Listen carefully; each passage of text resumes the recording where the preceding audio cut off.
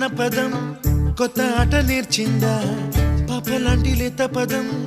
పాఠశాలగా కూనలమ్మ జానపదం పల్లె దాటి వచ్చిందా చవళిల జానతనం పాట చూపగా కుంచెలో దాగే చిత్రాలు ఎదురొచ్చేలా